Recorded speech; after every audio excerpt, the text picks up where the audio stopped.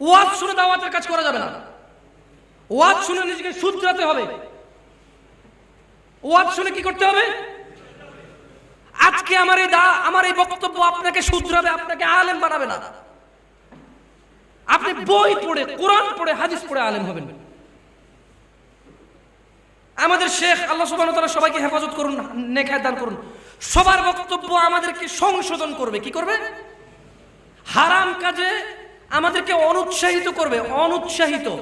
হালাল কাজে আমাদেরকে উৎসাহিত করবে, কিন্তু আমাদেরকে দায়ী বানাবে না। কি বানাবে না? আমাদের চরিত্র উত্তম করবে, আমাদের পারফরম্যান্স বৃদ্ধি করবে, আমাদের আমল বৃদ্ধি করবে ওনাদের ওয়াজ। কিন্তু আপনি যদি দাওয়াতের কাজ করতে, আপনাকে কি করতে হবে? এখানে এমন কোন মানুষ নাই আমার মনে হয়, আল্লাহ ক্ষমা করুন, দুই একজন বাদ যেতে পারে, বাকি সবাই তার নিজ নিজ জায়গায় কাউকে না কাউকে দাওয়াত দেয়, কিন্তু কেউ বই পড়তে চায় না। কেউ কি করতে চায় না?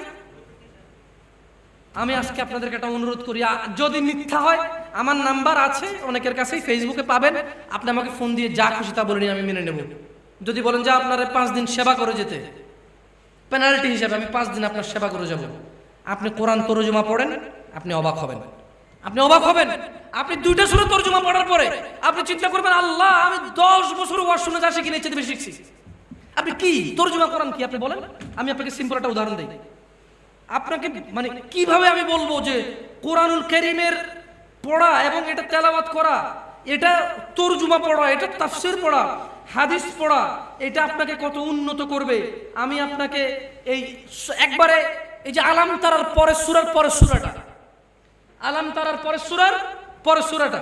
আচ্ছা, আপনি একটা জিনিস দেখছেন, আমাদের মধ্যে লোক পাওয়া যায় যারা বলে আমি বাপের বেটা সাদ্দাম, কাউকে ভয় পাই না, জীবনও গীবত করি না, যা বলি সামনে বলি, বাপ হইলে বাপ, বাপরেও ছাড়ি না। আছে কিনা? জোরে বলবেন একটু। আমার মনে হয় আমরা সবাই এরকম বলি যে সত্য কথা বলতে ভয় কিসের, আমি মুসলিম চিরনবীর, হয়তো একটা ভিতরে ফিল আসে, বুঝেন নাই? আসে তো নাকি আসে না? যখন দুজনে বললো যে এই তুই যে কথাটা বললি ছেলেটাকে এভাবে বলাটা উচিত হয় না, হ্যাঁ প্রতিপন্ন করা, তুই তো ওকে, ওর সাথে তো ঝগড়া করে ফেললি, তোর তো ক্ষতি হবে। এই মেয়ে কিসের ক্ষতি? আল্লাহ যার কল্যাণ চায় তারও কল্যাণ কে করবে? সে আমার কি ক্ষতি করতে পারে? হ্যাঁ, আমি সত্য কথা বাপরে ছাড়ি না, সে কি জিনিস বলি, রাইট? কিন্তু দেখেন, আপনি যদি সূরা হুমাযা পড়েন, আপনি জীবনে কথা বলবেন না, ওয়াল্লাহ আপনার মুখ দিয়ে কথা আসবেই না। দেখেন, গীবতের ওয়াজ এমন কোন ওয়াজিন নাই, ওয়াজের জগতে, মাহফিলের জগতে এমন কোন বক্তা নাই যে গীবতের ওয়াজ